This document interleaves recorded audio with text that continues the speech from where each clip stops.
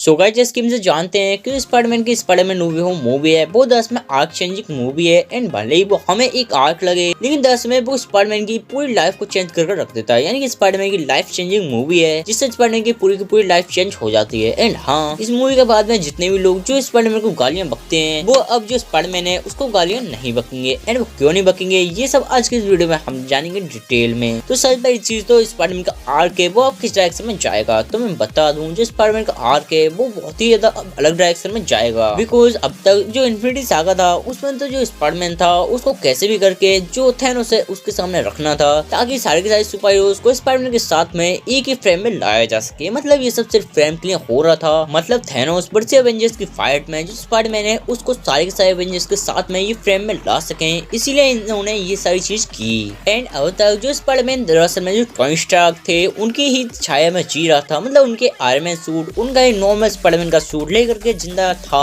वो दस में। अब जो स्पाइडरमैन है वो सब कुछ छोड़ चुका है। मतलब अब जो पीटर पार्कर है अपने ऑल्टरनेट रियलिटी के Tobey Maguire and Andrew Garfield, उनको देख करके अब वो भी अपना एक अलग सूट बनाएगा विदाउट स्टार टैग। मतलब वो अपनी नॉलेज के हिसाब से, अपनी नॉलेज से पूरा सूट बनाएगा एंड अपनी इंटेलिजेंस को प्रूव करेगा। मतलब स्पाइडरमैन अब तक जो टोनी चिच्चा है उनकी टेक्नोलॉजी में जी रहा था, वो दरअसल में अब सेल्फ डिपेंडेंट होगा इंडिया, सॉरी सेल्फ डिपेंडेंट होगा स्पाइडरमैन। अब जो स्पाइडरमैन है वो सेल्फ डिपेंडेंट होगा एंड अपने सारे सूट अपने आप ही बनाएगा। एंड इसके बाद में जो स्पाइडरमैन है उसका एक न्यू आर्क चालू होगा। मतलब अब तक तो वो अवेंजर्स के साथ में था, उस सारे अवेंजर्स को पता था कि जो पीटर पार्कर है वो स्पाइडरमैन है, लेकिन अब जो पीटर पार्कर है वो स्पाइडरमैन है ये किसी को भी पता नहीं होगा। इसलिए सारे अवेंजर्स हैं उन्हें दरअसल में पता होगा कि जो पीटर पार्कर है वही स्पाइडरमैन है, लेकिन जो स्पाइडरमैन नो वे होम में हुआ है उसके बाद में किसी को भी ये याद नहीं रहा होगा कि पीटर पार्कर स्पाइडरमैन है। एंड जो पूरा वर्ल्ड है वो तो ये भी भूल चुका होगा कि जो पीटर पार्कर है इस नाम को कोई बंदा भी एग्जिस्ट करता है। मतलब आए जो भी स्पाइडरमैन का आर्क आएगा उसमें जो भी स्पाइडरमैन की न्यू गर्लफ्रेंड, दोस्त या फिर जो भी आएंगे वो स्पाइडरमैन को रिलेशन खुद ही क्रिएट करने पड़ेंगे। ना तो जो हैप्पी होलगन है उनके ऐसे जो केयर टेकर है वो टोनी अच्छा दे करके जाएंगे, और ना ही जो स्पाइडरमैन उसको एक गर्लफ्रेंड मिलेगी।